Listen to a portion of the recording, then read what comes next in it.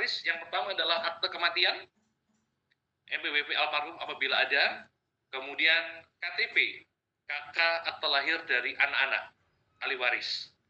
Kemudian kami membutuhkan adalah KTP kakak dari pasangan hidupnya, istrinya atau suaminya yang masih ada. Kemudian notaris membutuhkan surat keterangan waris SKW. SKW ini adalah produk yang dikeluarkan oleh notaris, dan juga SPAW adalah surat pernyataan ahli waris. Ini yang dikeluarkan oleh lurah atau camat, Bapak. Jadi, kapan menggunakan SKW, kapan menggunakan SPAW? Surat keterangan waris ini dilakukan ketika seseorang tersebut warga negara Indonesia keturunan atau Tionghoa, Pak. Maka menggunakan produknya adalah SKW. Ketika bangsa orang Indonesia asli, maka menggunakan SPAW di lurah camat. PBB, tahun terbaru, lunas PBB, foto objek, dan juga Sherlock-nya lagi tetap, Pak, karena untuk geotagging. Nanti kita akan bahas, Pak. Kenapa, Pak? Sampai dengan hari ini 2024 Indonesia kok masih dibedakan, Pak? Kalau untuk warga negara turunan Tionghoa harus menggunakan ke notaris. Nah, nanti kita akan bahas di situ, Pak. Kenapa masih dibeda-bedakan sampai dengan hari ini? Baik, Pak, kita boleh bergeser lagi di slide selanjutnya, Bapak. Nah, ini, Pak, golongan penduduk di Indonesia yang seperti saya sampaikan tadi, Pak, sampai dengan tahun 2024, kenapa kita masih dibeda-bedakan, masih digolong-golongkan? Ini alasannya, Pak, karena hukum di Indonesia, Pak, sampai dengan hari ini masih menggunakan hukum Belanda, Bapak. Sehingga zaman dulu itu digunakan penggolongan seperti ini. Kalau orang Indonesia asli atau biasa disebut dengan pribumi, itu ketika seseorang meninggal dunia, maka untuk menentukan siapa ahli warisnya yang berhak, maka dia harus hadir di lurah atau camat, Bapak. Namanya surat pernyataan ahli waris. Tetapi untuk orang Tionghoa, Indonesia keturunan, menggunakan surat keterangan waris yang itu dikeluarkan oleh notaris, Pak. Biasanya ketika kita ke notaris untuk membuat surat keterangan waris itu didasarkan dari akte kematian dari almarhum tersebut dikeluarkan oleh Dispenduk di kota mana, Bapak. Jadi misal kalau misalkan tahun ini pun juga sama, pemberi warisnya almarhum sudah tidak terkena pajak, Bapak. Jadi bisa langsung nihil. Kalau dulu kan kita harus mengurus untuk SKB, surat keterangan bebas pajak. Seperti itu, Bapak Ibu. Jadi untuk aset, untuk objek yang mungkin HGB-nya mati menjadi tanah negara, maka pengurangannya langsung 80 juta. Meskipun waris, Pak. Jadi tidak bisa pengurangan 80, tidak bisa pengurangan 400. Jadi dari NJOP, pengurangannya adalah 80 juta. Jadi ada hal-hal khusus, term and condition khusus, yang membuat pengurangannya jadi 80 juta. Tidak lagi di 400 juta. Seperti itu, Bapak Ibu. Boleh kita bergeser lagi di slide selanjutnya. Baik, ini nomor WA kami, Bapak Ibu. Jadi nanti ketika ada pertanyaan mungkin mau ditanyakan, boleh bisa nomor WA kami ya. Dan ini alamat kantor kami. Baik, Bapak Ibu, ini adalah pertanyaan atau bahan dari jual beli. Nanti bisa ditanyakan ketika jual beli. Begitu, Pak Dendi. Yes, terima kasih. Next slide, Pak ya. Ya, terima kasih Pak Karisma. Ini update-nya luar biasa ya. Saya yang masalah Sherlock itu yang jujur aja terakhir kok ditanyai Google Map-nya ya sama notaris. Iya, betul, Pak. Itu betul ya. Memang ada yang tanya tadi di pertanyaan kita di chat room ya, chatnya Zoom ini, itu apakah ada apps khusus ya untuk Sherlock maupun tadi kalau untuk gambar fotonya itu kan perlu ada geotag-nya, Pak ya? Betul, Pak. Dari BPN-nya itu apakah ada aplikasi khusus, Pak, atau kita gunakan umum aja? Sebetulnya ada aplikasi khusus, Pak, untuk bisa masuk di sana, Pak. Ada aplikasi khusus, nah tapi memang biasanya itu menjadi tugas dari notaris, Pak, sehingga makanya kita tahu dulu Sherlock-nya, sehingga dari pihak kantor kita akan menuju ke titik tersebut, Pak, untuk kita bisa lakukan geotagging, Pak, sesuai dengan aplikasi yang dibutuhkan dari pertanahan, Bapak. Oke, berarti dari notarisnya yang melakukan itu ya? Iya, di tempat kami seperti itu, tapi memungkinkan juga nanti dari buyer, dari vendor pun juga diharuskan, tapi memang karena kan ini aplikasi, Pak ya, betul. Jika mungkin semisal HP-nya tidak Android ataupun ini tidak yang terkini, ini memang mengalami kesulitan Pak untuk hal itu Pak. Betul, betul, betul. Itu poin-poin saya tadi itu sih. Kalau seumpama nggak support dengan versi dari aplikasinya kan agak menyusahkan ya. Ya, jadi ketika masuk ke kami, ke notaris, kita membutuhkan foto objeknya sehingga kita geotagging titiknya Pak sudah sesuai dengan objeknya, bukan tetangganya Pak, sudah sesuai, dan kita pun untuk masuk ke titik itu sudah tidak usah tanya-tanya lagi karena sudah ada Sherlock-nya Pak. Oke, baik. Ini nanti akan ada kaitannya dengan e-sertifikat nanti ya, berarti Iya, ya Pak ya. betul Pak. Oke. Nah, ini setelah ini kita akan membahas tentang sertifikat elektronik, kita akan bahas secara khusus setelah ini Pak. Baik, oke. Untuk para peserta sekalian, kalau Anda ingin menanyakan pertanyaan, boleh langsung angkat tangan atau ini yang saya baca di chat Zoom ya. Perubahan pengurangan pajak pembeli sebesar 80 juta ini sama untuk semua kota atau bagaimana? Misal untuk Surabaya berapa, Sidoarjo, Gresik berapa?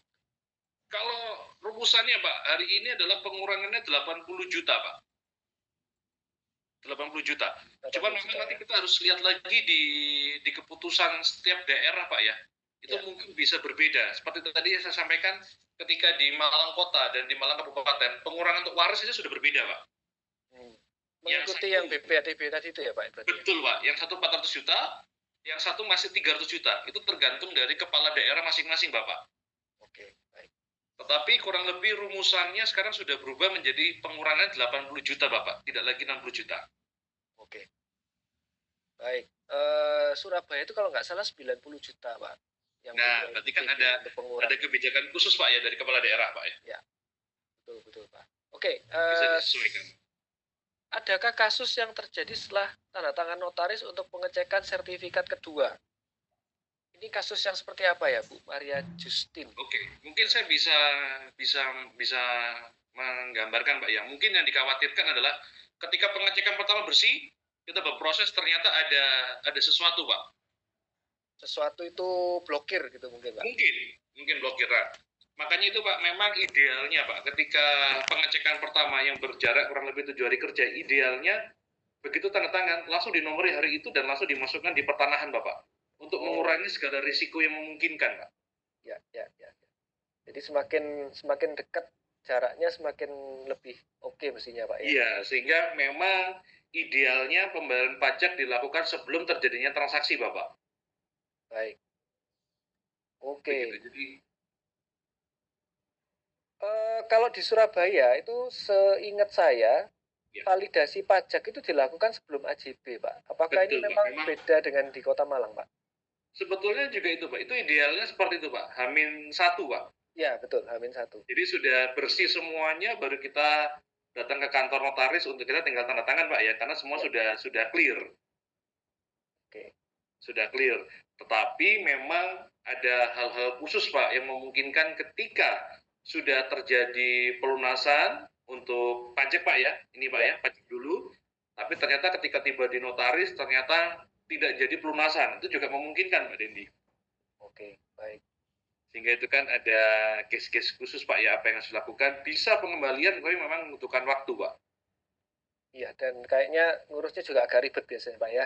Iya Pak, nah, itu artinya ada case-case khusus. Kalau memang idealnya kita pembayaran perpajakan adalah Amin Pak ya sebelumnya. Jadi ketika hari H tinggal tanda-tanda jual beli dan juga pelunasan Pak. Oke. Baik, pertanyaan berikutnya Pak. Ini semakin terus masuk terus Pak pertanyaannya. Jika rumah warisan ortu meninggal, jika rumah warisan dalam kurung ortu meninggal dibeli oleh salah satu anaknya sendiri, maka prosesnya dan pajaknya bagaimana ya Pak? Apakah sama dengan proses pembeli lain? Ya, baik. Jadi ketika balik nama waris dan itu dibeli oleh salah satu anak sendiri Pak ya? Ya. Sekarang bisa langsung proses Pak, tidak usah 2 kali proses Pak. Kalau zaman dulu, kalau yang kemarin Pak, tahun lalu itu masih harus balik nama waris dulu, keluar nama ahli waris semua. Jadi misalkan mama, kakak pertama, kakak kedua, kakak ketiga Pak. Hari ini bisa sekali proses Pak. Dari nama almarhum langsung ditunjukkan kepada salah satu ahli waris bisa. Aktenya menggunakan APHW Pak. APHW, baik. Ya, aktenya menggunakan APHW, tanda tangan semua, dan harus disetujui dulu oleh seluruh ahli waris Bapak. Bisa itu Pak. Oke, baik. Oke, pertanyaan berikutnya Pak. Ini saya mesti membatasi juga pertanyaannya Pak. Ini banyak Pak yang nanya ya. Untuk perihal EKTP Pak, apakah fisik KTP itu juga nanti tidak berlaku saat transaksi AJB Pak? Sekarang kan semuanya dibikin elektronik semua Pak. Jadi Ya. kalau EKTP itu yang maksudnya yang digital tuh Pak, identitas Ya, betul. kependudukan digital. Kalau KTP kita yang hari ini kan itu sudah termasuk EKTP Pak. Betul, betul. KTP kita yang hari ini kan sudah termasuk EKTP, dan ketika kita transaksi di notaris memang biasanya fisik itu tetap diminta oleh notaris itu di-scan Pak. Karena memungkinkan ketika mungkin Bapak sudah transaksi di notaris tersebut mungkin setahun yang lalu atau 6 bulan yang lalu dan terjadi perubahan KTP, nah maka kita harus mengupdate Pak data terakhir. Maka ketika ke notaris biasanya dibutuhkan adalah KTP, KK itu memang harus tetap dibawa untuk fisiknya Pak. Kita cocokkan lagi dengan hari ini yang terakhir Pak. Kartu keluarga bukannya sekarang sudah digital ya Pak ya? Ya, ada yang digital, tapi kan juga masih ada yang belum Pak. Oh, oke, baik. Masih ada yang belum. Kalau yang hari ini kan jadi seperti fotokopi itu Pak, warna putih. Iya, betul. Dan tanda tangannya digital di bawahnya itu Pak. Iya. Ya, tapi ketika yang masih warna biru, ya, itu pun masih tetap berlaku Pak.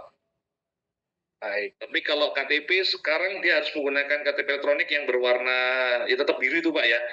Dan seringkali kadang itu ada beliau-beliau yang mungkin sudah lanjut usia yang tidak dilanjutkan Pak. Jadi masih menggunakan KTP yang lama. Itu ketika kita jual beli itu yang susah Pak.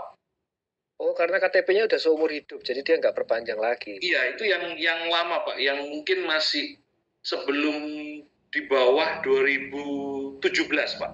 Yang putih ya Mas Ian ya? Iya, betul. Itu yang di bawah 2017 itu yang susah. Ketika kita mau jual beli, itu nggak bisa langsung connect Pak. Karena ketika masuk di pertanahan, mau validasi, semua kan sekarang kan sudah terintegrasi Pak. Iya. Kita menggunakan NIK. Nah hari ini kalau itu belum berarti harus didaftarkan dulu Pak di Dispenduk Capil Pak. Iya. Jadi diupdate lagi datanya, baru bisa terintegrasi dengan yang lain-lain. Begitu Bapak. Baik, berarti ini sekarang integrasi nasionalnya ini sudah ke arah sana semua Pak ya? Betul Pak. Oh enggak mau nanti kan NIK, MBBP, BPJS kan nyambung semua nih Pak. Betul, betul. Nah, kalau yang dulu kan sempat ada ini Pak, untuk penetapan, untuk akte jual beli diperlukan BPJS. Apakah sekarang masih tetap Pak? Sekarang sudah tidak Bapak. Sudah tidak ya?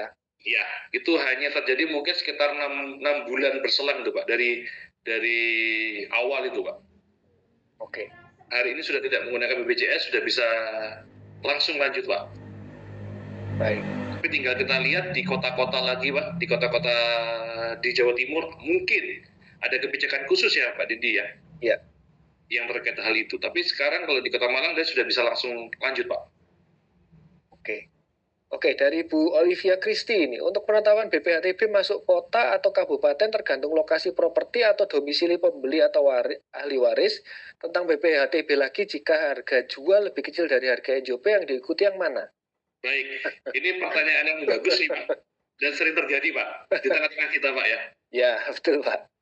Jadi yang pertama adalah untuk menetapkan objek kita masuk ke di mana nih Pak. Itu bukan dari domisili pemilik Pak, tapi adalah letak dari objeknya Pak. Letak dari objek jual beli kita Pak, dari aset kita. Jadi itu akan terlihat dari sertifikatnya itu masuk di wilayah kelurahan mana, kecamatan mana, dan di kota atau kabupaten mana. Jadi itu terlihat tergantung dari objeknya Bapak Ibu. Itu. Yang kedua, BPHTB-nya Pak, jika harga jual lebih kecil dari harga NJOP, seperti apa Pak? Dan mana yang diikuti Pak? Nah, ini yang sering terjadi Pak. Jadi di tempat kami Pak, ini memang harga transaksi di bawah dari NJOP, Bapenda Pak, di Kota Malang, di Kota Batu, Kabupaten Malang Pak, Malang Raya, itu tetap harus sesuai dengan NJOP Bapak. Apa enggak perlu dilebihkan Pak? Plus berapa puluh persen? Bisa Pak, langsung persennya cukup Pak. Cukup. Jadi misalkan Pak, sebagai contoh, bahwa nilai transaksi objeknya adalah 1,2 Pak, 1,2 M. Yes. Ternyata NJOP-nya sudah 1,5 miliar. Maka tidak apa-apa, pelunasannya tetap 1,2, cuman nilai yang dimasukkan sesuai dengan NJOP 1,5 Pak. Ini yang mungkin sering terjadi bahwa vendor, buyer tidak sepakat di angka tersebut Pak. Loh, harga saya realnya segini. Ya memang kita sudah ajukan dengan dasar PPJB, kita masukkan semua apa adanya, kwitansi. Tapi memang kebijakannya hari ini harus dimasukkan dengan nilai NJOP. Karena memang harga NJOP atau harga real yang ditentukan adalah nilai yang paling tinggi Bapak. Ya.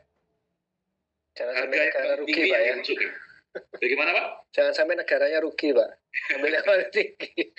Iya, jadi harga paling tinggi dan hari ini ketika di bawah jadi tidak bisa Bapak Ibu. Jadi yang digunakan adalah harga tetap NJOP-nya. Jadi tinggal bagaimana vendor dan buyer apakah tetap ingin melanjutkan, apakah tidak. Karena kan memang melebihi untuk dia mengeluarkan uangnya kan gitu Pak. Ya. Di SPT-nya juga harus ditata dulu tuh. Betul. Itu juga bahaya. Baik ya. Pak, terima kasih. Dari Ibu Jenny, kalau ortu akan menghibahkan rumah ke salah satu anak, ada satu anak lain yang sudah menikah, sudah meninggal, dibutuhkan surat waris dari anak yang meninggal ya? Baru saya minta. Apa benar sampai ke kementerian sehingga prosesnya lama? Betul. Ya. Betul Ibu Jenny. Jadi ketika orang tua menghibahkan rumah ke salah satu anak, dan ada anak lain yang sudah menikah atau sudah meninggal, jadi itu tetap persetujuan Pak. Karena apa? Karena ketika kita lihat dulu, objeknya, aset ini termasuk gono gini nggak dari papa mamanya? Dalam masa perkawinan nggak pembeliannya, perolehannya? Kan kelihatan Pak. Di sertifikat perolehannya apakah jual beli, waris, dan kita lihat akta kawinnya mulai tanggal berapa pernikahan dari papa dan mama. Ketika itu menjadi gono gini atau diperoleh dalam masa pernikahan, maka ketika hibah memerlukan persetujuan dari saudara kandung yang lain Pak. Oke. Tapi ketika papa mama masih lengkap dan mau dibeli oleh salah satu anak, untuk tidak mendatangkan saudara kandung, maka digunakan akte jual beli Bapak, bukan lagi hibah. Oke. Karena dengan jual beli itu bisa langsung berproses tanpa saudara kandung. Tapi kalau hibah dari orang tua, suami istri, papa mama, perlu persetujuan dari saudara kandung yang lain. Itu Pak. Oke. Dan juga diperlukan untuk akte SKW, waris dari meninggal, betul. Karena ada hak di sana, sehingga ahli warisnya akan masuk di sana, Pak. Oke. Itu membutuhkan, sehingga apakah lama? Sebetulnya tidak terlalu lama. Keputusan SKW di notaris itu kurang lebih 10 hari kerja sudah bisa, Pak. 10 hari, Pak ya sekarang ya? 10 hari kerja sudah bisa. Oke. Sudah bisa, 10 hari kerja sudah bisa. Lurah camat perkiraan saya juga tidak sampai seminggu. Cuman yang jadi kendala adalah ketika cucu tadi itu adalah usianya di bawah umur Pak. Berarti membutuhkan penetapan pengadilan Pak, pengampu Pak. Ya. Itu butuh waktu itu memang, lebih dari sebulan kalau itu Pak. Ya, bisa 2 bulan lebih Pak itu. Betul, tapi kalau itu anaknya sudah ber-KTP di atas 17, bisa langsung. Cuman kalau untuk mempermudah dengan case yang ini digunakan akte jual beli saja dari orang tua lengkap, suami istri masih ada, mau diberikan ke salah satu anak menggunakan akte jual beli Pak. Baik. Tanpa mendatangkan tanda tangan dari ahli waris yang lain. Baik. Oke, pertanyaan berikutnya Pak, ini tentang eigendom. Apa bisa ditransaksikan? Ya, eigendom apakah bisa ditransaksikan? Eigendom ini kan tanah-tanah zaman dulu, Pak.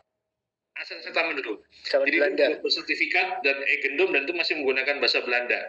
Nah, hampir sama dengan tanah hijau, Pak, kalau di Surabaya, Pak ya. Ya. Kalau di Malang itu adalah surat tanah sewa Pemkot, Pak. Oh, oke.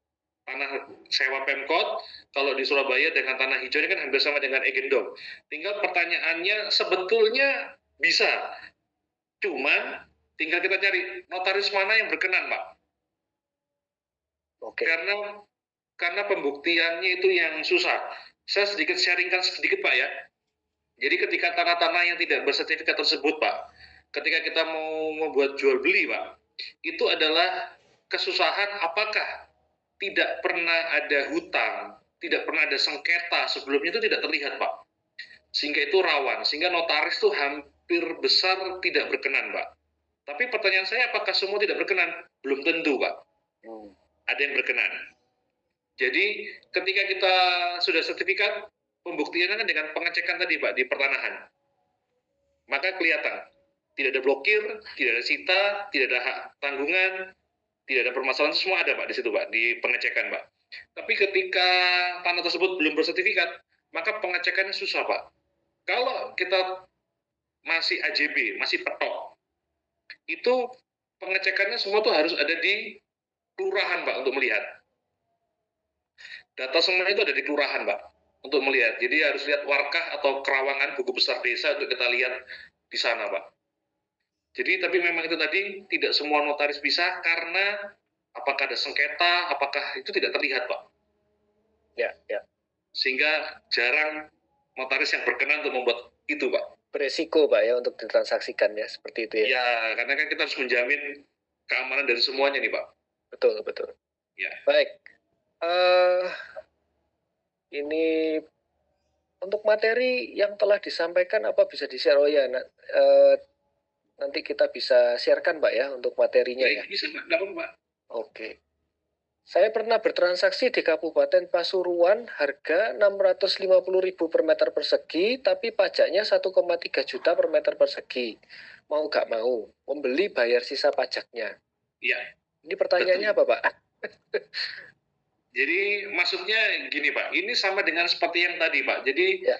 harga transaksinya adalah 650, Pak. Jadi angka real dengan harga NJOP, harga NJOP lebih tinggi, Pak. Oh ya, baik-baik. Ini sambungannya seperti yang tadi, Pak. Sambungannya yang tadi ya, betul. Ya. Sehingga mau nggak mau pembeli, penjual membayar sisanya atau overlapnya, Pak. Kekurangan bayarnya. Karena kalau tidak dilakukan, nggak akan jalan, Pak. Kalau jalan dapat surat cinta itu, Pak, yang kurang bayar itu, Pak, ya. Tapi nggak bisa jalan, Pak. Di pertanahan pun nggak bisa jalan, Pak, karena kurang bayar, Pak. Oke. Baik, ini ada pertanyaan titipan lagi, Pak. Ya. Ini kan ada wacana tahun 2002, per tahun 2026 katanya semua yang sertifikat, bukan sertifikat, semua yang petok D dan lain-lain itu selain HGB dan SHM, itu bakalan bakalan tidak bisa ditransaksikan langsung katanya gitu.